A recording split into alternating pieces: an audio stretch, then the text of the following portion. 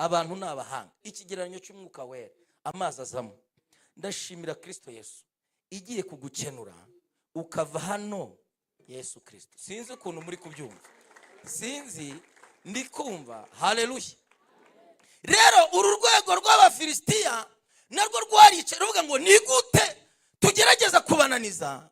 Twarabananije 2-3 baranga, baracyasengana n'ubu. 2-4 barakomeza. 2-5 niye mpamvu tutabashobora. Ngo baricara baravuga ngo tubazaniye amakuru.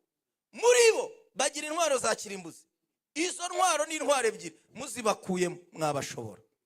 Ngo barababaza ngo nizi, bavuga ngo muri bo bagira ikintu bita icumu, bakagira n'inkota. Si mubyumvishe? Ngo bakennye inkota niki? Ndashimira Imana, ngiye kubabwira ikintu bita icumu. Ninshakana na senge inkota tuzayivuge. Bwana sifiwe. Haleluya, haleluya. Muzamura ibiganza munyitabe, twongere tuvuge ngo amen. Ndashaka kuvuza ko muyizamura cyane nkumva ikirere ndimo. Haleluya, haleluya, haleluya. Ijambo ry'Imana, mwiriwe neza. Yesu ashimwe. Dusome ijambo ry'Imana dusanga mu Bafilipi igice cya 4, dusome n'umurongo wa 19. Abafilipi igice cya 4, dusome n'umurongo wa 19. Abafilipi ni page ya 200, isezerano rishya, igice cya 4 umurongo wa 19. Haravuze ngo kandi Imana yanjye izabamara ubukene bwanyu bwose nk'uko ubutunzi bw'ubwiza buri muri Kristo Yesu. Muvuge ngo amen. Dusubire muri mwe. Haravuze ngo kandi Imana yanjye izabamara ubukene bwanyu bwose nk'uko ubutunzi bw'ubwiza bwayo buri muri Kristo Yesu. Tuvuge twese hamwe tuvuge ngo amen. Dusome igitabo cya mbere cya Samweli igice cya 13, dusome umurongo wa 19. Igitabo cya mbere cya Samweli igice cya 13, dusome umurongo wa 19. Mwahageze? Mwanshubije mwahageze? Imana ibahereze umugisha. Titire yaho haravuze ngo Abisiraheli bakena intwaro zo kugira gute? Zo kurwanisha. Icyo gihe nta mucuzi wari ukiboneka mu gihugu cya Isiraheli, kuko Abafilisitiya bavuze bati tujye tubuza Abaheburayo kwicurishiriza inkota n'amacumu, Imana itugirire neza. Amen. Ndagira ngo nsobanure rino jambo mu minota mike, hanyuma dusenga nk'uko umushumba yavuze. Ndashimira mwese mwaje kumva ijambo ry'Imana. Kandi umuntu abarebye ahagaze imbere yanyu, nakomeje kubona umushumba atinda cyane imbere yanyu, ariko nanjye ise mbibona muri abantu beza. Haleluya. Iyo umuntu akureba bivuze ngo abagukurikiye. Rero murareba cyane hano, bigatuma umuntu abatindamo cyane. Mwuzuye ubwiza bw'Imana. Imana ibahereze umugisha. Ndashaka gusobanura definition y'ubukene, hanyuma kugira ngo ubyumve niba wumva warakennye ariko Imana ifite gahunda yo kugukenura. Definition y'ubukene ni iyi. Hari igihe umuntu ahagarara hano akavuga ngo ndashimira Imana nari umukene none yangiriye neza, ariko wamureba ugasanga nta kintu yakennye. Ugasanga yavukiye mu buzima buraho, ariko wareba ukabura ikintu yakennye cyari cyo. Umukene ni umuntu waparitse hano imodoka, ejo tukamusanga twaye velomoteri. Ukumva yari afite ariko aza kugira gute? Ni umuntu ucuruza amatewusi, ejo tukamusanga ari hano ruguru afite agataro kariho voka n'imineke, ariko yacuruzaga hehe? Bivuze ngo uwo muntu aba yagize gute? Definition y'umukene ni umuntu wari ufite hanyuma akagira gute? Niyo mpamvu biri bivuze ngo Abisiraheli bakena iki? Zo kugira gute? Uri kumva ni abantu bari bazifite ariko barazikena. Ndashaka kubabwira ibihugu muzumva mu isi bikomeye nuko byabanje kwiyubaka mu by'intwaro. Ndashimira Imana 2025 hari ibintu watakaje, hari ubukene wahuye nabwo, ariko Imana 2026 ije kukumara ubukene. Turamburira Imana amaboko mu izina rya Yesu. Kandi abadayimoni n'abakozi ba Satani bitonde, iyo wicaye imbere ni Imana ishobora bingahe. Ndayishimiye kuri iyi tariki ya 27 z'ukwezi kwa mbere, iravuze ngo ihagurukanye nawe kumara ubukene. kandi ntagoyo. Haleluya. Ejo bundi korona irangiye habayeho ibihugu byaricaye biricara ngo bisanga hari inganda, hari imishinga yagiye itakaza ibintu, ngo hajyaho ibintu bita nkunganire, hajyaho ibigo bishinzwe kuzahura kampani zagiye hasi kubera ikibazo cy'ubutunzi. Ndashimira Kristo Yesu, niba mu isi bicara bagapanga gutyo, mu ijuru bapanga ibirenze. Turashimira imanukanye imbaraga, turashimira imanukanye ubushobozi. Haleluya. Iravuze ngo haleluya, Imana yanyu, Paulo nikabwiye Abafilipi, aravuze ngo izabamara ubukene bwanyu. Muri kumva ari buke? Ni bwose. Ngo kandi nk'uko ubutunzi bwayo buri muri Kristo Yesu. Twayikomeye amashyi y'urufaya muri iri teraniro. Ndashimira Imana ko hari abashumba ndetse n'abantu hano, harimo abantu bize ibintu bya Bibiliya, ariko bamfasha sindi butinde muri teoloji cyane. Ariko mu mateka avuga iki? Avuga ko nta munsi n'umwe Abafilisitiya bari barigeze batera Abisiraheli ngo babashobore. Bagerageje kubarwanya ngo birabacanga. Bibiliya ivuga ibintu bikomeye, ivuga ko hari n'igihe ngo Abisiraheli babaga bibereye iyo ngiyo, ngo ariko muri bo bakagira bamenye, ngo akajya baburira, ngo Abafilisitiya bakibaza katerwa kubera icyo aba bantu tutabashyira hasi. Rero hano dusomye ni inama yari ibaye, urwego rw'ubutasi rw'Abafilisitiya. Ndabona munkurikiye, Bwana sifiwe. Ngo baricaye, abakuru barabicaza, barababwira ngo tubashoramo amafaranga menshi. Ejo bundi Amerika yaneye ubwoba, yakoze ikintu gikomeye, ngo urwego rwabo rw'ubutasi bari bamaze igihe Irani bayishinja ko ikora ibitwaro bya kirimbuzi, ariko Irani ikabihakana, kandi twe ntabyo dukora. Ngo ariko igeza iravuga atari ku bundi muhora mudutera ubwo turanabikora maze barabyemera. Ariko Abanyamerika ngo bashaka abantu babikorera bakabibura. Aba bagabo babikorera. Ngo urwego rw'Abanyamerika rw'ubushinzwe ubutasi, niba ari FBI, niba ari ikisumbazo rwariko, ariko ngo rwabazaniye amakuru, roga ngo twamenya ahantu bakorera ibitwaro bya kirimbuzi. Barabwira ngo nihe? Barabwira ngo ni muri metero 60 z'ibujyakuzimu. Amerika itivuga atayo makuru muyabike, muyashyira ahantu ntihagire umuntu ubimenya. Nabahanga ndagira ngo mbatera uburakari. Imana twizeye iri hejuru yabo ngabo. Haleluya. Ngo ayo makuru barayerekanye, baravuga ati muyabike. Barangije barayafata bayajyana mu bantu bakora intwaro, bagati mudukorere intwaro. Twamenya ahantu bakorera, ariko ni muri metero 60 z'ibujyakuzimu. Twabageraho gute? Ngo abahungu baregerana bakora igisasu kitazaturika kigera ku butaka, ngo ahubwo kizamanuka muri metero 60 kuri headquarter akaba ariho giturukira. Muzano ngo bakirase mu mazi. Ubundi ikigereranyo, abantu n'abahanga, ikigereranyo cy'umwuka wera, amazi azamo. Ndashimira Kristo Yesu igiye kugukenura ukava hano. Yesu Kristo, sinzi ukuntu muri kubyumva, sinzi ndikumva. Haleluya. Rero uru rwego rw'Abafilisitiya narwo rwarice ruvuga ngo ni gute tugerageza kubananiza. Twarabananije 2-3 baranga, baracyasengana n'ubu. 2-4 barakomeza, 2-5 niye mpamvu tutabashobora. Ngo baricara baravuga ngo tubazaniye amakuru, muri bo bagira intwaro za kirimbuzi. Izo ntwaro ni intwaro ebyiri, muzibakuyemo mwabashobora. Ngo barababaza ngo nizi, bavuga ngo muri bo bagira ikintu bita icumu, bakagira n'inkota. Simubyumvishe? Ngo bacyannye inkota niki?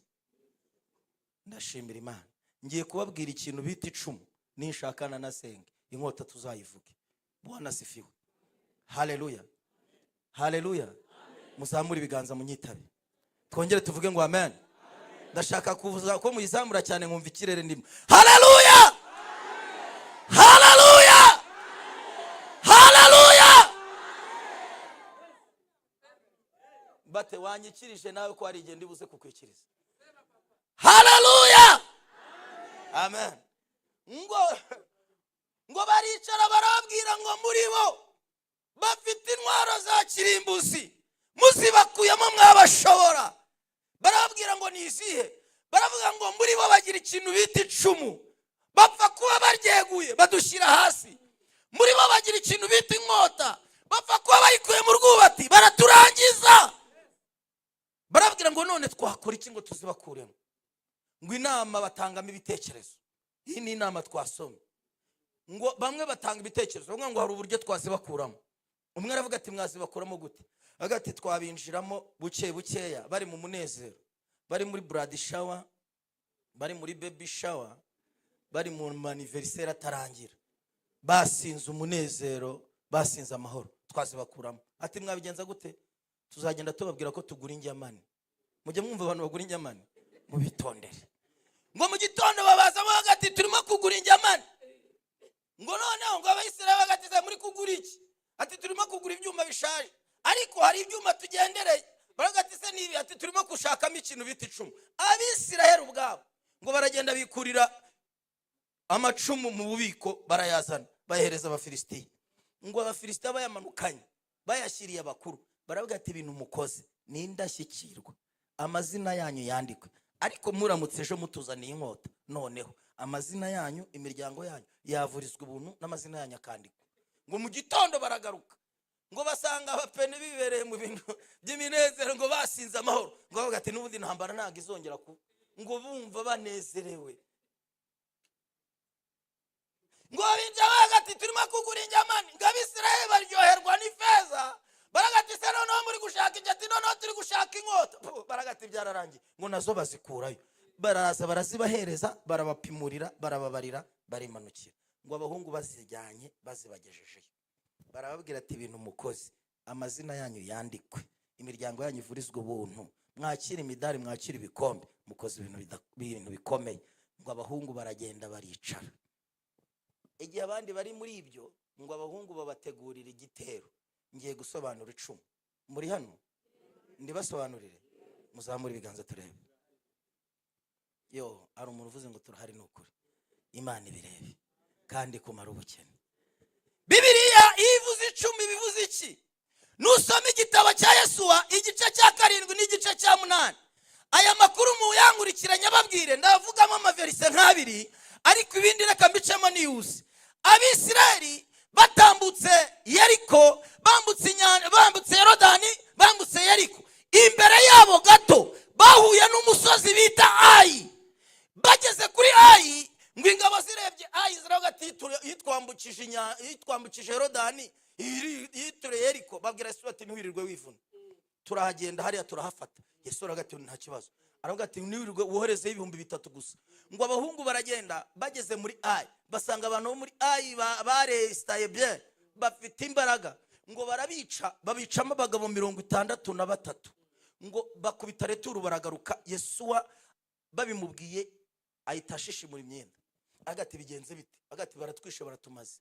Ngo Yesuwa ahita ajya imbere y'Uwiteka, atangira kuzana utuntu tw'utugambo. Buri Imana hari ibintu idakunda, iramureba. Ngo ati Imana, reba ibintu ukoze, watwambukije Yorodani, utwambutsa Yeriko urayiridura. Abantu bazabyumva none udutayemo hagati. Abantu bazabyumva bazagira ngo izina rya Imana. Ngo ati Yesuwa ceceka, ibintu uvuga ntabyo uzi. Muri mwe harimo umuntu wenze kubyashingamo. Yesu ahita azatanga amakuru, aravuga ati mugende uyu munsi mweze, nejo ejo hundi muzaze duhure n'Imana. Ngo baragenda bariyeza, ariko akani yanga kwiyeza. Ngo arangije Yesu amukuramo, akani bamutera amabuye. Ayo makuru ni muyazi. Ngo bakimara kumukuramo, Imana iravuga. Ndashimira Imana ivuga. Haleluya. Ni Imana itanga amakuru. Hari umukecuru ujya uvuga ngo ni gute watunga radio ngo warangiza ntiwumva amakuru. Ngo niyo mpamvu akaradiyo kanjye gahora hehe. Mumbwirire ngo uyu mwaka wumva amakuru mu izina rya Yesu. Imana ikumera amakuru, ikumera amakuru ya 2050, uyavane hano kandi uyafite, wumve kuzagera 2050 ugikijijwe. Zamura haleluya. Yesuwa ngo ahita yikubita imbere y'Uwiteka. Uwiteka aramubwira ngo umva nguhereza amakuru yo kuri Ayi. Ayi ntago muri burwane mu buryo busanzwe. Wowe wumva ukuntu Ayi ugiye kuyirwana. Iramubwira ngo ufate abantu 3,000 bagende barabacingando hafi ya Ayi. Ufate abandi 5,000. Wowe nabo bantu murare mu bantu mu gitondo. Murecyari hano. Ngo nurangiza mu gitondo ubyuka utere kuri Ayi. Uzagenda uyitumbiriye. Abantu bo muri Ayi nibakubona uje ubasanga, nge nzashuka umwuka w'ubushukanyi, nzabashukashuka abagabo bose nta n'umwe nshaka kazasigara muri ayi bose, ndetse n'umwami wawe wowe uzagenda ubatera, noneho nabo bazaza bagusanga, nubona bagusatiriye uzahita uhindukira ubatera umugongo. Umva amakuru aryoshye, Bwana asifiwe. Ubatera iki? Wowe uzagenda ubahunga, ibitekerezo byabo nzabishyiramo kode imeze itya, izabazaza bavuga ko bagiye kugutsinda nka mbere. Ndashimira Imana, ingabo zari zigukurikiye ntago ziri bugutsinda nk'uko mbere zagutsinze. Mbere zaragutsinze birakunda, ariko iri kumwe nawe, ihagurukanye nawe, ikuri imbere, haleluya, nizemera utsindwa. Tugire gutya turi imbere y'Imana, ngo baza bavuga ati mureke tubirukankane tubatsinde nka mbere. Mbere twabishemo bake, ariko turabamarira ku icumu. Ndashimira iri kumwe natwe, ntiri bwemere batumarira ku icumu. Ndashimira iri kumwe natwe, ntiri bwongere kubemerera hari n'urutoki badukoza. Zamura haleluya. Ngo baza babakurikiye. Yesu wangageze mu butayu, Imana iramubwira ngo hagarara. Yesu arahagarara. Iramubwira ngo hindukira, arahindukira. Igice cya 8 umurongo wa 18 iramubwira ngo Yesu wawe aritaba ati karabe mwami wanjye. Haleluya. Aramubwira ngo n'icyo ufite mu ntoki? Aravuga ati mfite icumu. Iramubwira ngo Yeriko nta kindi kigiye gukora, Yeriko nta yindi ntwari iri bukore, Yeriko arakora icumu. Iramubwira ngo fata icumu ritunge kuri ayi. Mama, haleluya. Icumu risobanura amasengesho. Hari ibintu byananiranye ariko amasengesho arabishobora. Hari ibintu byananiranye ariko amasengesho agiye kubikora. Haleluya, haleluya. Ntago nzi kuririmba, ariko iba ndirimbye. Komeza usenga Imana, guma mu masengesho, nabwiza kwirengagiza hoya. Ipfukamira uyisenge, uyibwira ibyawe byose, izasubiza amasengesho. Komeza usenga Imana, guma mu, fatanya nanjye turirimba iyi ndirimbo. Bwiza kwirengagiza hoya. Ipfukamira uyisenge, uyibwira ibyawe byose, izasubiza amasengesho. Iramubwira ngo umva Yesuwa, tunga icumu ryawe kuri ayi. Ngo aritungayo. 26:8 iraza iramubwira ngo Yesuwa, uko kuboko watungishije ayi, watungishije ukuboko utakumanura, ayi itarafatwa. Mumere ikiganza umubwire ngo utava mu masengesho bitari byaba.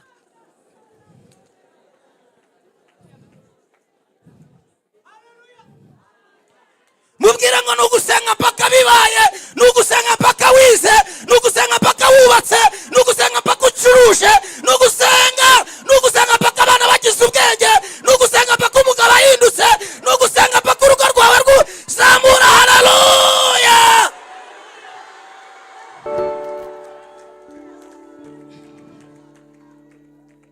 Nugusenga mpaka bigize gute? Nugusenga mpaka umugabo aretse kunywa inzoga, nugusenga mpaka abana baretse kubibirara, nugusenga mpaka ucuruje, nugusenga diplome yawe ihawe agaciro, nugusenga perime yawe ihawe agaciro. Kandi ngiye ndikumva ngiye no gusenga, nimuhaguruka ariko ubundi aya ni amasengesho. Iramubwira ngo tunga icumu ryawe. Ibintu ufite ibintu imiryango wajyananiwe bitungaho amasengesho. Haleluya, haleluya. Nugusenga mpaka bigize gute? Ngo urateretwa ngo bigapfa, senga mpaka bagutwaye. Ngo barakurambagije ngo hambere araza ngo wakabiri agenda ngo mbaza afite icyangiro kiramaze, senga mpaka bigize gute? Bibaye. Yaramubwiye ngo uko kuboko watungishije kuri ayi utakumanura, utagira gute? Ngo narashoye ngo bwa mbere biranga, ndakwinginze tunga kuri ayi gusa. Ukuboko kwawe ni kugufi ariko kw'Imana. Haleluya. Umva makuru nkuzaniye. Imana ngo babagabo bose amasengesho mwumva ibintu agiye gukora, kandi ngerega nasenze. Bwana asifiwe. Amen. Bwana asifiwe. Haleluya. Ngo Imana ngo arangije atungayo, ngo babagabo bari babakurikiye barabataka.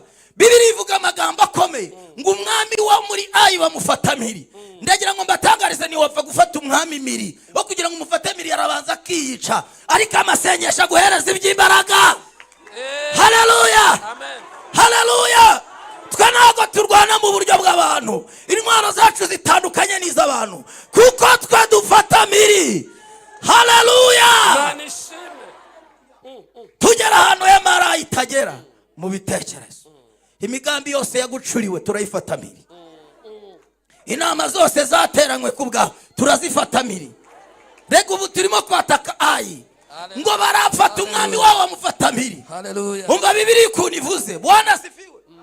Bwana asifiwe. Haleluya. Ngo Ayi yari ifite ibintu by'ubutunzi bwinshi, amasengesho akuzanira ibintu byinshi. Ngo Imana irababwira ngo noneho aka niwe yabikozeho ntavuze, mwebwe ndabibahaye.